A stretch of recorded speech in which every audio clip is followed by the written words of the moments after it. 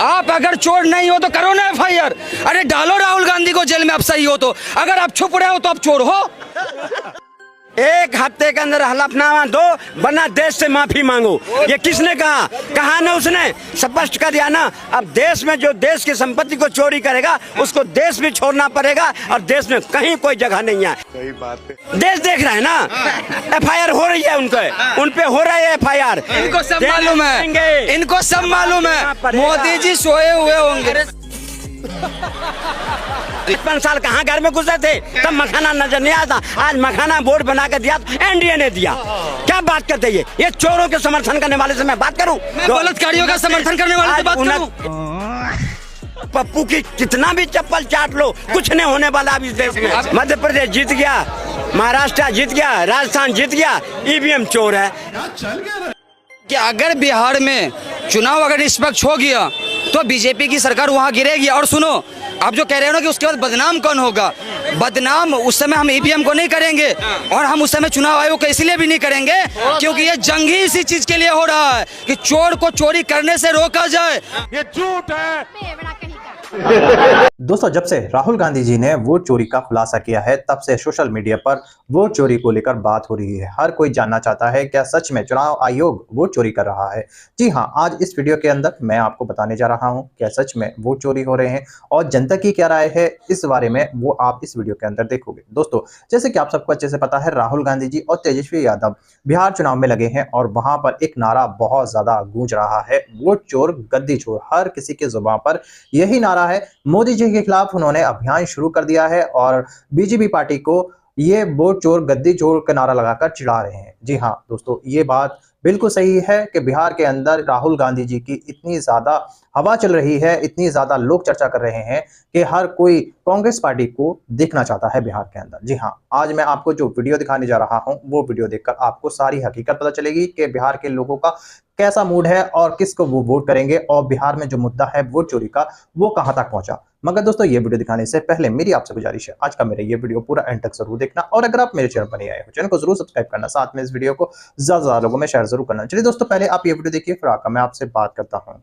2014 में मोदी जी बिहार गए थे और बोले थे कि मैं अगली बार आऊंगा तो इसी मोतिहारी के चीनी मिल से मैं चाय पी के जाऊंगा। 2019 में भी गए, वो वहां भी वादा करके जुमला फेंक के आ गए, वो भी जुमला पूरा नहीं हुआ। तो कितनी बार चूना लगाएंगे मोदी जी, ये बताए। हर बार जाते हैं और बिहार की जनता को कितना दे दूं, इतना करोड़ 1000 करोड़ दे दूं और देता कुछ नहीं, जो है वो भी ले लेता है। चूना लगा रहे हैं, कह रहे हैं, बताइए। देखिए, चूना देश को किसने लगाया, कौन रगड़ के खाया, देश देखा है। मालूम है तेरे बाप को मत सिखा। अगर ये चोरी करते या चोरी की बात करते तो मैं 55 से 47 से लेके अब तक की 1 घंटा लगेगा चोरी किसने करा वोट पर मैं कह दूंगा। लेकिन इन सबके कुछ मानसिकता ऐसी हो गई है जो मोदी के योजना लो, मोदी की योजना खाओ और मोदी को गाली दो।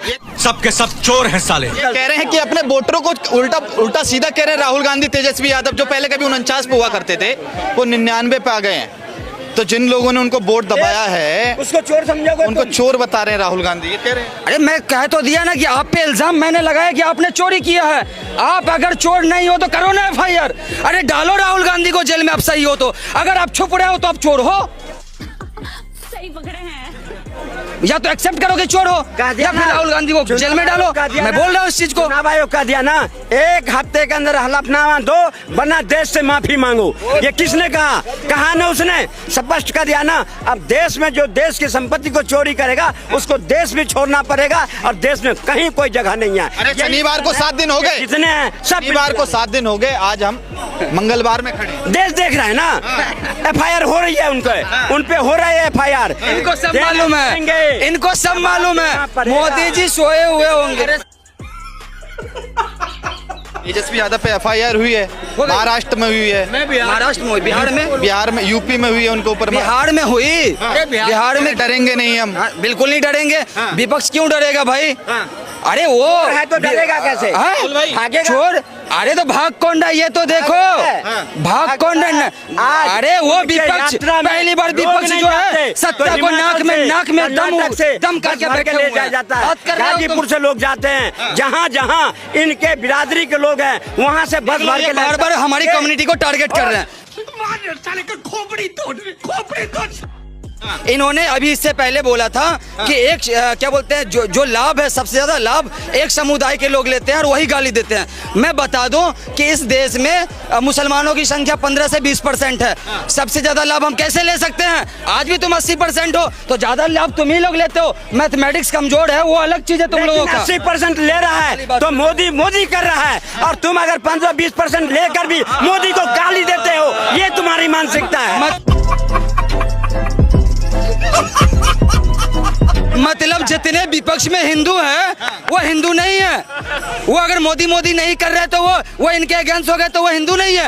ये सर्टिफिकेट देंगे, ये सर्टिफिकेट देंगे का काम नहीं करे, सर्टिफिकेट है, भ्रमित करने का काम नहीं करे। सर्टिफिकेट है। टाइम हिंदुस्तान में जाएगा 55 साल, जो सरकार तुम्हें खिलाया पिलाया हर तरह से सहूलियत दी, वो तो तुम्हारा होगा। वो पप्पू की कितना भी चप्पल चाट लो, कुछ नहीं होने वाला अब इस देश में। इसकी माँ का भोला चेहरा। एक सवाल मैं आपसे जानना चाहूंगा कि हर बार चुनाव का रिजल्ट आने के बाद ईवीएम बदनाम गली गली होती है कि ईवीएम बेवफा निकली इसलिए राहुल गांधी हार गए।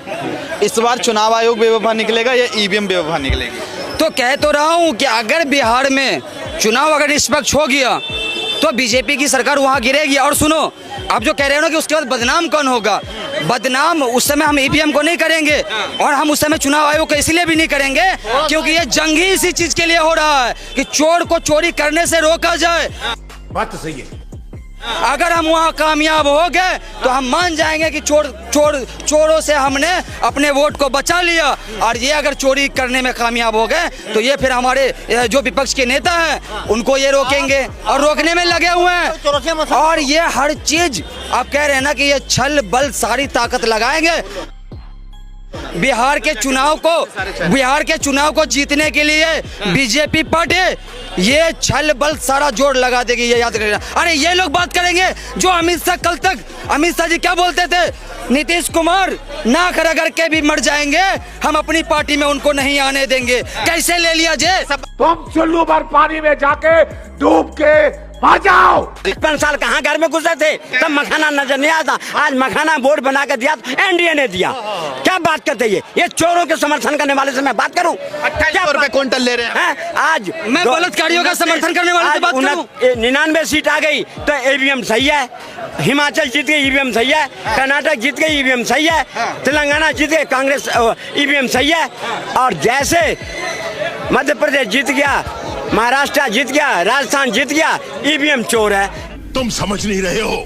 अरे चोर तो तुम हो जो 55 साल से देश को दीमक की तरह खा रहे थे। अब देश जागा तो तुम्हें बोरा बिस्तर बाने तो तुम चिलमिला रहे हो। तुम विदेशी ताकतों में आकर के देश के राज में आगे बढ़े हुए हैं, नहीं चले। मोदी जी के राज में आगे बढ़े हुए हैं। कांग्रेस के राज में तो ये थे ही नहीं। बार दिया इनका उम्र ही अभी 20-25 साल हुआ होगा। तो कांग्रेस के टाइम में तुम नहीं थे? कांग्रेस के टाइम में अगर ये प्रिंट मीडिया होता, इंटरनेट होता, मोबाइल फोन होती, वो बहुत पहले चरखा चला के। कांग्रेस के टाइम में तुम भूखे थे, नंगे थे।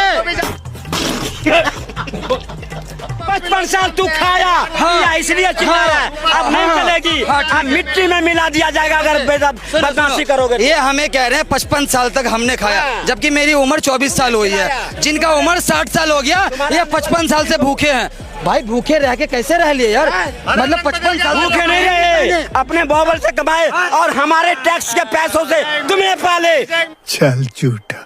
प्रियंका गांधी पहुंच गई हैं, कह रही है लोकतंत्र की हत्या नहीं होने देंगे। सब देख रहा है। लोकतंत्र की हत्या तो तेरी नानी ने दादी ने करी थी, जो 75 के अंदर में इमरजेंसी लगाया था, हजारों सिखों को मरवाया था। तब लोकतंत्र कहाँ दिख रहा था तुम्हारा? तुम्हारे पिता दादा नाना जी ने एक वोट लेके देश का पहला प्रधानमंत्री बन गया, तब नहीं दिख रहा था। आज तुम्हें लोकतंत्र दिख रहा है, सब देख रहा है, बिहार के लोग, देश के लोग। क्या करें? बेटा लगता है तुमको खा के ही मान। दोस्तों देखा आपने ये वीडियो, मुझको पूरी उम्मीद है ये वीडियो देखकर आपको सब कुछ समझ में आ चुका होगा और आपने देखा होगा किस तरह से वोट चोर गद्दी छोड़ का नारा बिहार के अंदर लोग लगा रहे हैं। दोस्तों आपकी क्या राय है इस वीडियो के बारे में मुझे कमेंट बॉक्स में कमेंट करके जरूर बताना। दोस्तों आज की वीडियो में बस इतना ही, मैं फिर मिलूंगा ऐसे ही दूसरी वीडियो के साथ, तब तक के लिए सलाम, नमस्ते, जय हिंद।